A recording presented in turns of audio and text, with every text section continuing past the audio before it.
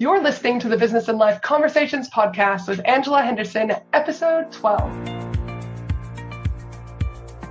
Hey there, you're listening to the Business and Life Conversations podcast. My name is Angela Henderson, and on this show, we talk about improving your business, life, or both by having amazing and rich conversations with brilliant guests who will inspire you and who will give you tips and tricks to help you grow both in life and in business. All right, it's another episode of Business and Life Conversations podcast with your host, me, Angela Henderson from Angela Henderson Consulting. Today, we have our first ever male on the show to talk with us about a very important topic in business, the importance of ethics and entrepreneurship in small business. In today's show, we're going to explore why ethics are so important when starting a business. What are some top ethical situations that entrepreneurs and small business owners are being faced with today? And what tips you'll need that are essential to business success while remaining ethical? So let's get started. Welcome to the show, Andrew. G'day, Angela. Great to be here. Great to have you here. And you were just talking prior to it. You are, it looks like, in sunny New South Wales today, rocking and rolling, working on a few of your books at the moment.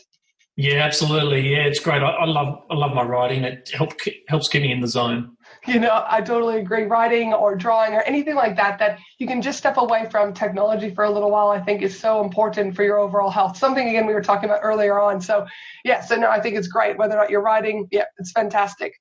But today's topic is kind of a more of a not super serious topic, but it is a little bit serious because I think ethics are something that it's not as talked about as often as we probably should be talking about in business. So before we really get into the kind of more of a serious side of things, I'd like to ease our way into that. So my first question to you today is, what is your ice cream of choice? Great question, Angela. Look, it's easy for me. Watermelon ice cream with a waffle cone.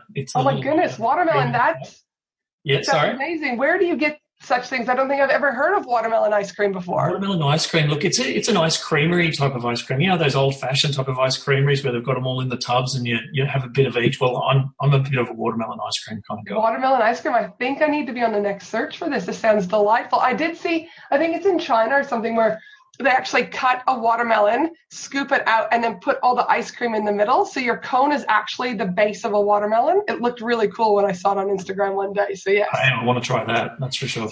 And let's be honest, who doesn't like ice cream? I mean, the majority of us love ice cream. So I think it's a great way just to kind of ease our way into this topic about entrepreneurship, ethics, and small business. So tell me a little bit about, obviously, other than the love of writing and the love of watermelon ice cream eating, tell me a little bit about, who you are and what you do. Thanks, Angela, again for having me on. I'm an author and a transformational trainer. I'm based on the southeastern coast of Australia. I'm dedicated myself to helping others step out of their fear-driven state of mind so that they can start, living the lives that they've always dreamt about, the lives they were born to live. A number of years ago, I, like a lot of people I come across, became disheartened with the lack of meaning in my life. While I had a great career as a management consultant for some 20 years, I started to realise I wasn't providing any real value. I just felt like a bit of a paper shuffler. Couple that with the growing need to sort myself out, I had to finally deal with some issues that were created from some sexual abuse I suffered in my early teens. And I realised that I needed to do something about that, something really drastic. I couldn't continue to live the life I was leading because my family deserved more, and to be quite honest with you, so did I. That started me on a bit of a 10-year path of self-examination, a bit of philosophical exploration, and an extraordinary personal growth to help me realise that everything in the way that we operate, how we interact with others, ourselves, and with the universe around us, everything comes down to one or two things. I was on this journey to break everything that I've ever experienced down to its simplest of forms, to their core constructs. I wanted to solve the riddle of our existence and, more importantly, our interactions with everything around us. Most of this was driven by my need for relevance, my need to leave something behind, something truly valuable for my children and the world around me. I realised that my success and my future success was worth something, but I also started a little bit late. I had a desire to know that if I could learn what was necessary to create success, irrespective of what your version of success might be, and I could repeat it, I could show people how and free them from the lives that they've left them wanting. I wanted to help my kids. I wanted to start them early, prove to them also that, I'm a mid-40s male, that it's never too late to try new and exciting things, and show them that we actually don't have to live with our mind's self-imposed limits. So I embarked on this grand journey of philosophical exploration that helped me understand the simplicity of knowing that every thought, every feeling, and every choice we make is based on either love or fear. It helped me realize that we are the creators of our own existence, and in every moment, we get to choose what our life is based on, whether it's positive experience, e.g. love, or whether it's a negative experience, e.g. fear. We get to choose in every moment how the universe responds to us, and more importantly, what we can create as our lives. No, brilliant. And so when you first started out in that journey, from what I'm gathering is definitely like you've moved to it, whereas your decisions are between love and fear. But would you say at the beginning of the journey that a lot of it was more fear-driven than even having the thought of the love choice in there? Oh, absolutely. No question about it. In fact, it was living in a fairly constant state of fear, as a result of my past. For some 20, 25 years, I had my head in a bottle for a large part of that. I still functioned, I still worked, I still built a career and everything like that, but I was not really able to comprehend everything that was going on. I was living quite unconsciously. Yeah, no, but I would say that you're able to share that story, but I would say so many others in the world are doing that. Like you look at, obviously I told you before, I was a mental health clinician by trade, and you look at so many, as we call them, functioning alcoholics, for example, right? Is they can still have a 9-to-5 job, they can still get up. But when you actually look at the true definition of functional, yes, they were going through the motions, but were they emotionally functioning? What they may have been physically functioning. So it's very interesting, but there's so many. I also find in Australia, and I don't know what your thoughts are, as I've traveled a lot, but Australia's culture around drinking and that too is quite an interesting culture. I know we're a little bit off topic, but I still think it goes back to that fear. Why is there so much alcohol consumption? And is it all driven by fear? I don't know. Yeah, look, I believe it's all driven by fear. And the reason being is because we actually search for the bottle, or whatever our drug of choice is. Yep. We do it to disconnect from our fears, from our problems. The problem is it's only a temporary thing. And in fact, it only makes the matter worse. Mm-hmm. It was only through effectively hitting a rock bottom. And it's something that I go into great detail in my book, that personal story and that personal journey. It was only through hitting that rock bottom where I was able to see the fear for the madness that it was, which then enabled me to start the journey to actually start to see that love actually was the opposite of fear, and that what can come from choosing love-based scenarios and love-based choices and love-based experiences in your life, what actually comes from that is a great response from the universe. And from going from your own transformation, then obviously doing consulting and your events and things like that with others, though, what would you say, before we jump into the ethics side of things, what are predominantly the fears you see in the space of entrepreneurship and small business owners? Yeah, look, a lot of them are actually replicated through a lot of fears that people have throughout their life. I talk about everybody's in this constant fight or flight state. And it's not the fight or flight in the caveman sense where we're all getting chased by a bear, where you have this massive adrenaline spike and then this big crash. It's a constant low-level fight or flight response where we're all stressed about, will we fit in? Will we be capable? Will we be able to pay our bills? Will we be able to create success in our life? And this stems across to entrepreneurs as well, because, entrepreneurs, we really are people that put our all into our work, and our work is often a reflection of where we're at. And if we don't do the work required, then the success as an entrepreneur, we talk about blockages, we talk about, not being able to move forward fast enough. And a lot of this is actually because of our own personal state of mind, our own personal level of growth, call it, if you want to. So I think where a lot of entrepreneurs really fall down is they have this mindset perhaps that they shouldn't start something because they don't know what all the steps are, Yep. Or they can't do it because, they don't have the abilities. Whereas successful entrepreneurs, the really successful entrepreneurs, they're not the ones that actually do it. They just know how to find people who can do it. Yes, absolutely. And the blockage is somewhat removed. They just do it. There's a will, there's a way. Correct. Well, the big thing is entrepreneurs don't think of things, they don't believe that failure actually exists. They just see results. The results, yes, might be not what they want. They may not be moving them forward, but they're just results nonetheless. But at least then they know what not to do. So they tweak things a little bit and they try again, and they just keep pushing through. People often see these apparent failures or these poor results as the universe saying, no, it's not supposed to happen. Mm-hmm. Forget about it, give up on it. Whereas, entrepreneurs know it's not the universe's choice. It is our choice about what we want to create. And we just need to keep pushing through until we get the results that we want. Absolutely. And I think there's so often we are faced with, again, you've got, I'm not going to do this. I'm not going to do this because it's not perfect or whatever. But again, I say it often in my earlier podcast is that imperfect action is better than no action at all. Again, Absolutely. You've got choices to make. Either do the launch, don't do the launch. Release a new product, don't release a new product. But the ultimate, like you said, the driving force still comes by us in the choices that we get to make every day. Yeah, I completely agree. Absolutely. So how, you talked a little bit about your message earlier on. How do you find your message relates to entrepreneurship and small businesses? Yeah, look, a great question, Angela. And look, best answered with the understanding that entrepreneurs are a really special breed of person. But as with any business owner, we put our all into our business. And that's mainly because if we didn't, the business wouldn't survive. Because, the business is us, at least in the initial stages. Yes. Everything that we are is injected into the business, and because we spend all of our time thinking about it, improving it, and making everything more efficient, it becomes everything that we are.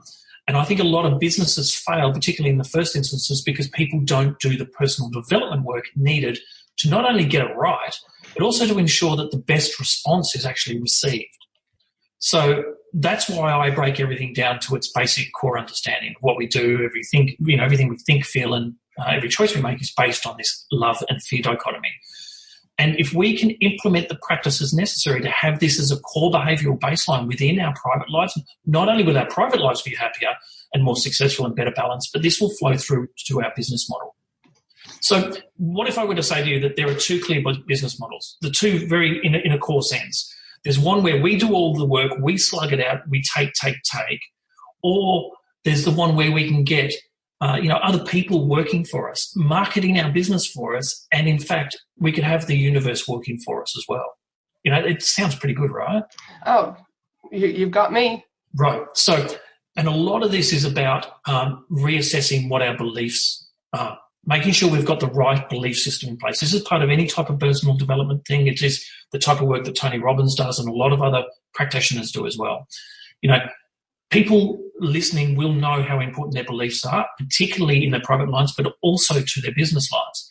And, companies spend a lot of money of creating the right values across their organisation in the hope to shape the beliefs of their staff and customers to suit their goals for the forward direction of the company. We often do this, intuitively, albeit unconsciously. And all I'm trying to do is to bring that conversation to the front line so we can stop ignoring what we don't understand and start understanding what we really want to have working for us. Yeah. I believe at the core of every great startup nowadays is some altruistic agenda, something that someone's trying to do that is great for the world. I believe that ultimately within us, we're kind of all like superheroes. We're just waiting for our time to save the world. We're waiting for our time to come up with a great idea or a great perspective on things. That was a lot about me, and I felt like a bit of a superhero with no cause for a vast majority of our life. And then I suddenly realised, what is unique to me in my experience? And then I started to piece together what my purpose in life was. Yes, particularly when it comes to business, sometimes we get lost along the way. And some companies, they kind of can become a bit big and powerful, and they kind of let the ego get in there and they start focusing on money, bottom line. And I'm not saying that the core business practices of any good company are any different for a small business. What I'm trying to say is if we can inject a strong ethical baseline into what we're trying to do, and we try and build that into our core belief structure and the rules that belief structure creates and the behaviours that come from those rules, well, then we can build success in our life quite easily. It's easy to focus our decisions on what makes us the most money. And look, to be quite honest, making money is actually easy. Anybody can do it if they know how. What has real value to the world is where the real success comes from. And I believe that is creating opportunity and success in others. But in order to create opportunity and success, I guess there has to be probably some level of that ethics, which we're going to get into very shortly. So, but before we jump to that, tell me though, with the ethics side of things, when the viewers hear today, ethics and entrepreneurship, I want them to have a clear understanding, because that is quite a broad term that could be perceived differently from anyone in any backyard in any country. But for today's purposes, can you tell me specifically what ethics and entrepreneurship means to you, so we've got kind of that baseline formed? Yeah, look, a great question again. And look, ethics is different to everybody because we all come from different religious beliefs. We come from different cultural backgrounds. What is right and wrong is different for everybody. What I believe that the ethics aspect in regards to entrepreneurship is at its core baseline is doing the right thing. Mm-hmm. Doing the right thing, not just from a personal perspective, but from a business perspective. And we see this all the time. And it's almost like there's this great worldwide movement happening amongst entrepreneurs where they're actually trying to build businesses based on ideas that are right for the world, that are good for the environment, that, are helping people create more sustainability, more environmentally friendliness, that sort of stuff. Businesses all over the world are doing this as a core point. So, we all have the right to decide on what our own ethical baseline is, though. I want to stress at that point. There's no judgment from me about what you choose as your business model. All I'm saying is that when you do it, think about, are you doing it based on love? Are you doing it based on fear? Because, to be honest, I see this particular issue come up in network marketing companies a lot. We all, particularly in Australia, we have this ingrained, oh my God, there's a network marketer trying to contact me. Yes. And look, to be quite honest with you, a lot of it is the issues that happen in network marketing is because of a lack of training, a lack of understanding, a lack of an actual proper sound structure and approach. They kind of sign these people up and let them fend for themselves, and they run around and kind of panic. There seems to be this ingrained culture that you kind of have to put others down, or if someone turns around and says, no, I don't like your product or I don't like your business idea, that it's some sort of a personal attack, when in fact it's nothing of the sort. When we're thinking of ethics, we need to think about what are we doing and are we doing the right thing, or are we just chasing money? If it's just money, if you're just literally chasing money, then that's okay. That's your choice. And I'll respect your right to make that choice. But I believe that if we do something right, if we have the right ethical foundation behind what we're doing, the universe's response back to us, the way our customers interact, the way opportunities are created, the universal response is also altruistic, is also based on love. And in fact, the money, the success, all that sort of stuff comes from that ethical approach, comes from that altruistic doing something for the world or doing something for the greater community. No, and I often talk about this. Natasha Corbin, she's one of the ladies that I've talked about this before, and we talk very clearly about money mindset and what are you offering and what are you giving back, and how it all collectively kind of comes together as one. And that too many times if you focus on one or focus on the other, again, fear can start to get driven in when it doesn't need to be. If you go back to that core, you're doing the right thing at all times. The universe or et cetera will always continue to help you out, regardless of it. But for ethics, from your point of view, why are ethics so important in starting up a business? Yeah, look, this is where I think we need to get it right, and we need to get it right from the beginning. Most people start a business with an idea. It's the start of the manifestation process, the thought that creates it all. However, if we were to approach it with an ethical foundation, that everything happens from the greater good, everything we're trying to do is from the greater good. What we're doing is, in fact, we're sending that signal out to the universe, and which gets reflected back to us. Some cultures refer to it as karma. What you put out, you get back. Mm-hmm. From my belief system, and what I try to teach people, is that any idea can be a good idea if it's approached in the right way. And if we're looking at it from a strong ethical foundation, then we can move forward. And more to the point, more and more people will get behind it. They add to that energy. They increase that signal or that frequency towards the universe. You look at Tony Robbins as a prime example. We all think of Tony Robbins as a highly successful guy. But really, when it comes down to it, his entire business model, his core business model was built from the ground up on helping others, on creating success in others. That is his business model. It's really simple. But in creating success in others, they then get excited about it as well, which adds to the energy on it. So then they're trying to create success in other people, and then it's blooming. It's like the ultimate kind of pay it forward response. Yes. But then what he does, because of that strong ethical foundation, that what his core thing is trying to do, it's not actually about money, it's actually about helping others.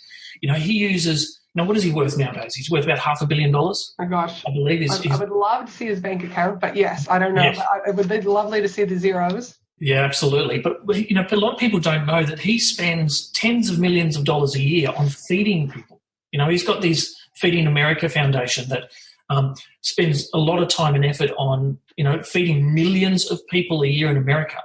Now, to me, that is not only remarkable and really, truly beautiful, but more to the point, it's increasing this beautiful energy around it, which is felt by everybody else, which then flows back to him because it all comes. It's like almost like some strange pyramid scheme where, the person at the top, all their intentions are flowing down and everybody else is getting behind it.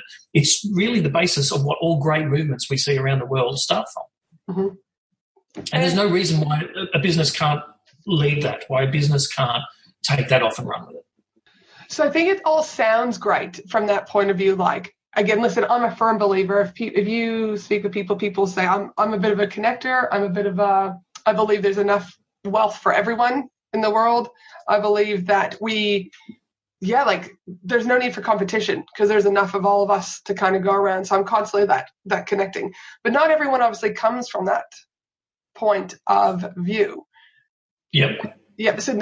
And when we're not from that point of view, sometimes there can be a disconnect, with your audience, your community, whatever, because their ethical definition, like you talked about, is very different. But if we talk about just today, what you've talked about already and kind of what our main messages are today, what are some of the top ethical situations you see entrepreneurs facing in business today? Yeah, okay. So that's a great question, and probably best responded to that with what might be those big misconceptions that lead to those ethical situations. Like one of them may be that there's not enough to go around. A lot of businesses think, oh my God, we've got to, steal my competitors' clients. We've got to grab their customers. Look, it's a complete load of rubbish. There is enough to go around. If you are doing what is right for you and what you believe is right for the world and all that sort of stuff, people will come out of the woodwork. Doesn't matter if they're spending money elsewhere. It doesn't matter. They will start spending money with you. Another one might be that putting others down is the only way to the top. Climbing the people rung, you're stepping all over the top of the people to get to the top. Well, that's just an egoic madness going on there. If you were putting other people down, the universe is going to reflect that back to you. If you're building other people up, the universe will also reflect that back to you. So doing for others and building other people up, I believe, is the better way and the faster way to create a successful business. What about the management of staff? The management of staff is more effective through control and dominance. People think that is even a way to do business nowadays. Whereas, it's easy to control people through fear. Everybody knows that. But enabling people through love is a really beautiful approach and you get more out of people that way. True leaders are not the ones that are the most successful. True leaders are the ones that create the most leaders. Mm-hmm. And if you want your staff to take initiative, if you want your staff or the people working in your business to add the right type of energy, you need to give them the right type of energy in the first place as well. Another one, lying to clients to get business. People think that that's okay. In my language, that's not okay in any language. A lie is a lie, and I believe all lies eventually come undone. That kind of fits in with the idea that selling dodgy products or services is okay.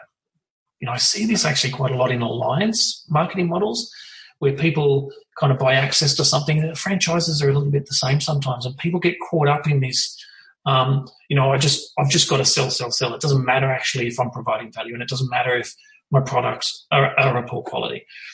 But then they start to question why things aren't moving forward, why things aren't growing the way they should. If you're not doing a good job or you're not selling the right service, people just won't refer you.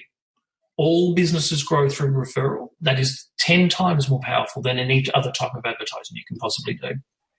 And I also think, though, that, people are, whether or not it's fear or ethics or whatever, but people are also just looking at people as a number.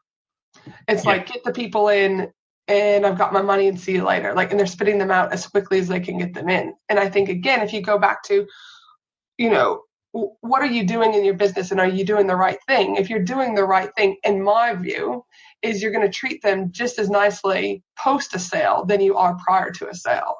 And Absolutely. you're still going to like, hi, how are you? Like as a business consultant, I'm always, like, I still check in with my clients who have graduated and move on. Like, hey, how are you?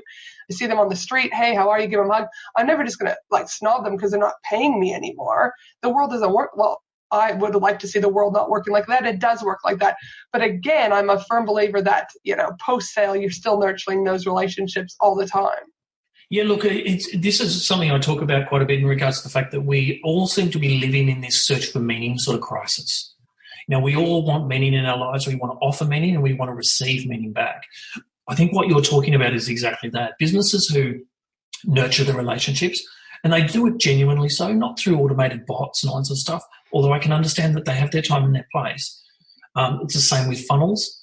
Using ClickFunnels and all that sort of stuff to try and sell your wares is all good and well, provided you are selling something that's consumable.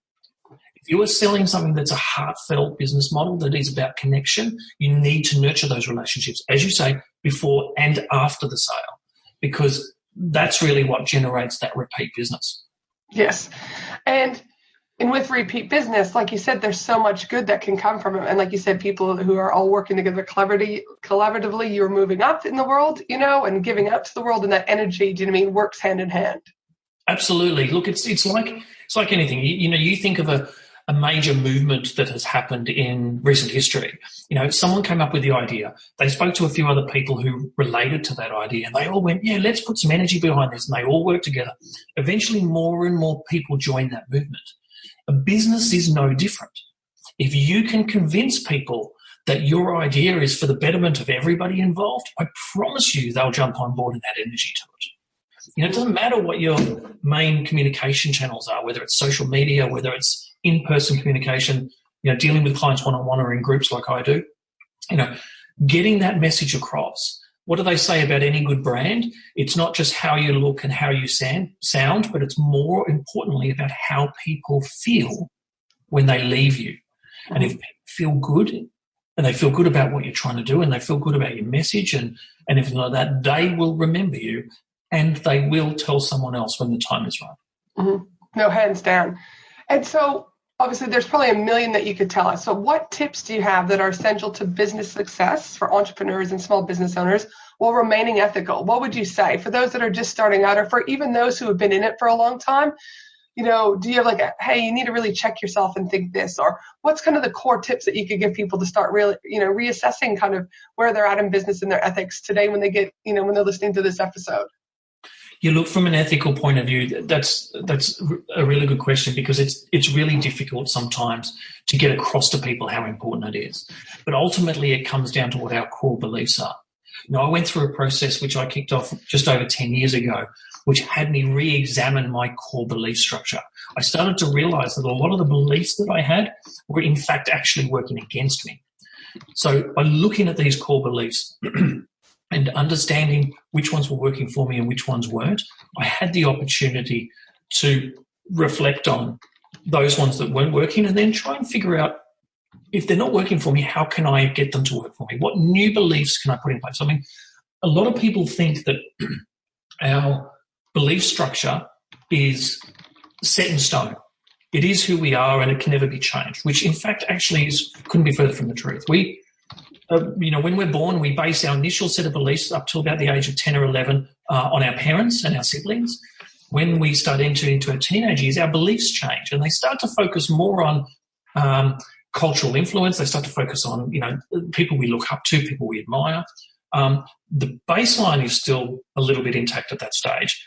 But then when we leave home, we move into the workforce, our belief systems change again.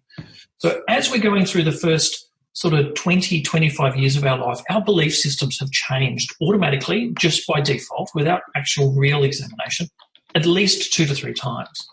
Now, the problem is most people don't reevaluate their belief system until they experience their midlife crisis into their 40s or early 50s. Yes. And it's what's happened there. The midlife crisis in itself is actually caused by a disjoint between their old, out-of-date belief system and their new desires of how they want their life to be. So if we can actively engage in a conversation about what are your beliefs, are those beliefs working for you or not, and if they're not, what can we change them to enable success, then everything changes. Part of that discussion is introducing an ethical platform into your business. Sometimes, and even in the business that I do, in helping people and committing to working with people to change their lives, sometimes I sit back, and it's usually, strangely enough, it won't surprise you, when I've got bills to pay, sometimes I sit back and I think, hold on a second, how do I monetize this? How do I make money out of this? And I have to stop and remember that I've got to go back to my core. What am I trying to do? Why am I trying to do this? And that's where my ethical platform comes from. Because I keep saying to myself then, if I just focus on helping people, if I just focus on what my purpose is, if I focus on what I'm here to do, then the money will come. And it always does, and it always has. And in fact, it comes in spades. If you're doing that right, if you are leaving people with such an extraordinary level of value that they then have to tell everybody else because they're so excited, I'm telling you right now, your business will be unstoppable. Mm-hmm. Yep. No, I would agree with you hands down. But I think it's about people, again, we're very busy, aren't we? It's like go, go, go, go, go. I just don't think people are taking the time to sit in that and explore and examine their ethics, their beliefs, their values. They're just like, they're too busy. But I think if they allow themselves that space to do that, there's nothing bad that can come from that. You know what I mean? Like, you might have to sit in some stuff for a minute, but the outcome is far greater than you not looking at that any longer. Look, absolutely, I agree. And for me, I use a bit of a formula for success, which incorporates a bit of a process that anybody can. And it doesn't matter what success means to you; it's irrelevant. But I refer to it as B plus I plus A plus S equals success. So it's our beliefs plus our intention plus our actions that we take on that intention, plus how we surrender the process and its influence from the universe. That all creates success in our life. So our beliefs are fundamentally important. I mean, there's no question about that, because that is what is the sound foundation that the building is built on. The intention is effectively the statement that we're making. What are we doing? What is the commitment we are actually making to the greater world about what we're trying to create? Action, Tony Robbins will tell you, take massive actions every single time. And it is absolutely true. The universe can't take the action for you. You are the person that takes the action for you. The universe can influence. It can provide subtle opportunities through other people and things like that, but you've got to listen, and that's where the surrender comes in. A lot of people struggle with the word surrender, and what I'm talking about there is I'm talking about surrender your process of how it must happen. Don't sit back and go, it has to follow A through to Z. It has to follow this particular straight line. Success is all over the place, and it comes from trial and error. But more to the point, if we can sit quietly every now and then, I talk a lot about meditation. I talk a lot of the benefits of getting into nature as well to reflect. If we can sit quietly, we can often hear the instruction coming through from our intuition on what to do next. Too many people think they've got to know what all the steps are before they move forward. Whereas I say, when you walk up a staircase, say it's a spiral staircase, do you need to see exactly where each and every step is before you start walking up? Of course we don't. No. We just start walking because we only see the next 2 or 3 steps. Well, building a business is no different. If we can see the next couple of steps, well, then we know when we get to that 3rd step, we're going to see a couple more, aren't we? And then when we get to the 6th step, we're going to see a couple more and so forth. And eventually, by the time we get to the top, we've realised we've walked all the steps and everything else is in the path, and we've actually arrived at our destination. Yes. So, this is why the ethical platform is really important, because with the right ethical platform, what we are putting out will be in fact reflected back to us by the universe. The universe will give back to us the success that we enable in others, the opportunity that we create in others, and all this sort of stuff. The world is very much caught with this idea that we must purchase something to fix our problem. It's what entire marketplaces are built on. We have a problem. Surely there's something out there in the marketplace we can purchase that'll fix that problem.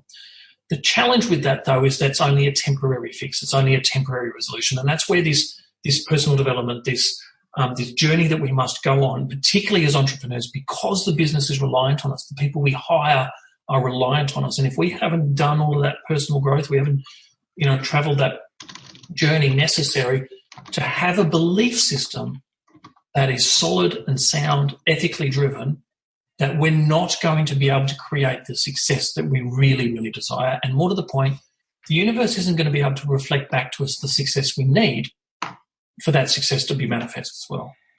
100%, because but if I go back to what we're saying though, is that all of these beautiful stages that you've talked about, again, it's those entrepreneurs who are willing to sit and do that work will exponentially grow. And then there's going to be people listening who are going to be like, no, I'm not going to do it. Right. So again, it comes back to those choices, love and fear. What are we going to do? Are we going to embrace the love, or are we just going to put fear to the side and keep doing what we're doing, thinking that it's working for us?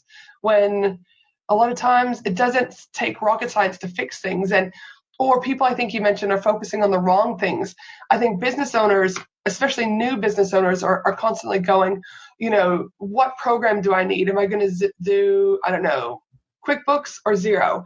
Do I need this email convert kit, or do I need MailChimp? Do I need this or do I need that? And they're focusing on all these technical things for their business, but they're not actually starting at the root of their business and looking at those ethics, those beliefs, there's value, or the beliefs, the values, that kind of core system that is ultimately going to help determine them and perpetuate that ethics.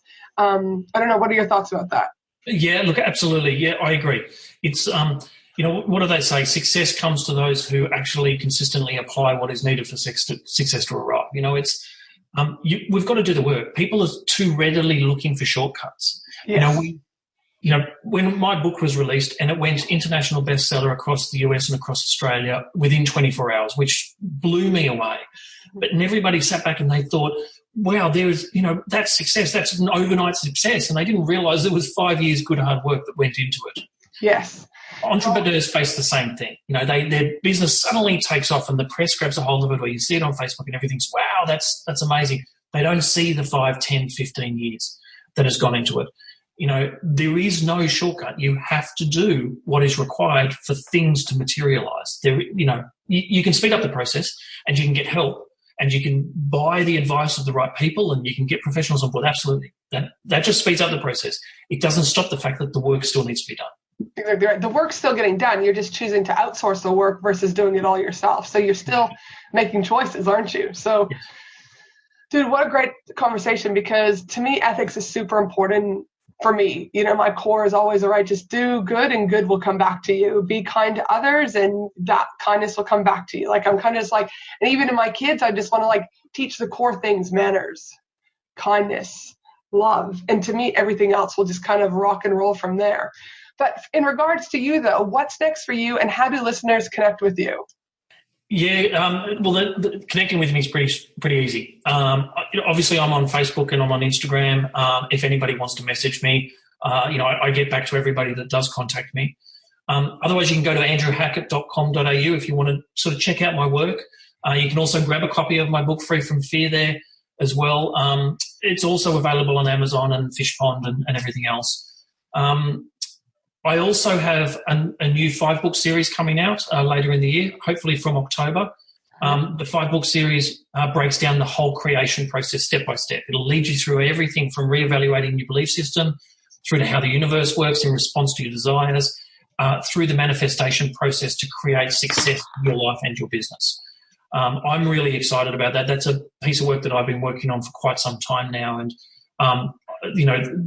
it's all based on the work that I'm doing with groups and all based on the work that I'm doing with individuals alone. So this process and that secret formula, it has been tried and tested time and time again across quite a range of different people trying to create different businesses and trying to create different change mechanisms in their life. Sounds super juicy. Sorry? I said it sounds super juicy and exciting. Yeah, look, I'm really excited about it, to be quite honest with you. And I've the people that have been working on it with me are really excited about it too, which is absolutely fabulous. I can't wait to start getting that out. Oh, sorry. So anyway, if I also have, you can get this information on my website. I have 1 and 2 day programs where I present my Free from Fear program, which is a breakdown of the core principles associated with what people need to do in their lives. That's been getting some great reviews and having some great success with that. So I'm really proud of that piece of work as well. I do that through a couple of events each year, but if anybody wants to get a group of people together and give me a yell, I can come out and have a chat to you about all of that as well. That's pretty easy to set up. No, brilliant. That's great. Because I think, again, group work can be, for those that are kind of like, ooh, what do I do? I'm nervous to do it on my own. I always say group work, it has just as many, if not more benefits when you do it collectively. I just think, yeah. So yeah, those of you out there who do need any assistance, make sure you contact Andrew on that. Before we go, though, I'd love to know, what mantra at the moment are you kind of following? What's kind of your go-to keep in your head? Yeah, look, I like to keep my mantras pretty simple, to be quite honest with you. My mantra of the day at the moment is the consistent application of what is required will always deliver success. Ooh, good one. So consistency, really. Yeah, just the consistent. A lot of people, they start off on a process, something happens and they sit back and go, oh, no, that didn't work. And they kind of give up at the time. Mm-hmm. And I just say, just keep consistently going at it. Focus on your dream. Focus on what that destination is. Allow for influence and opportunity to come into your life. And just keep applying what is required. Keep doing what is required, because if you do, success always arrives. Yes, but again, it's that so many people, again, have choices. Is fear going to get in the way? Are you going to, commit to that process and that love and keep on going? Because, we're all going to have failures. Some are big, some are small, but it's how we choose to handle those that, keeps moving us forward. Absolutely. Everything is a choice, and the choice is ours. Now, for you, those of you that are sitting there going, okay, this is pretty deep, it's pretty meaningful, how am I going to apply this to the business? I'd really encourage you to just grab a piece of paper and pen, take a minute and reflect on what your purpose is, what your values are, what your beliefs currently are. And again, keeping in, if we go back to the beginning of the thing is, are you doing the right thing in your business right now?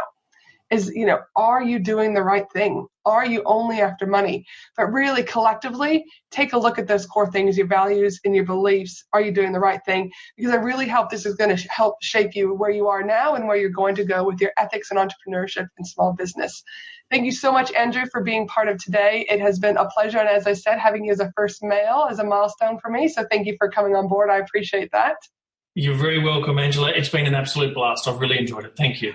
And for the rest of you, just a reminder that my team and I will also be putting together the whole transcription of this episode at www.angelahenderson.com.au. And of course, I cover all sorts of related business and life topics inside my Facebook group, the Australian Business Collaborative, with over 3,000 different businesses. So make sure to join the community, as I'd love to see you in there. For the rest of you, have an awesome day no matter where you are in the world. And I look forward to having you join me on my next episode. Have an awesome day, everyone. This is Ange from Angela Henderson Consulting.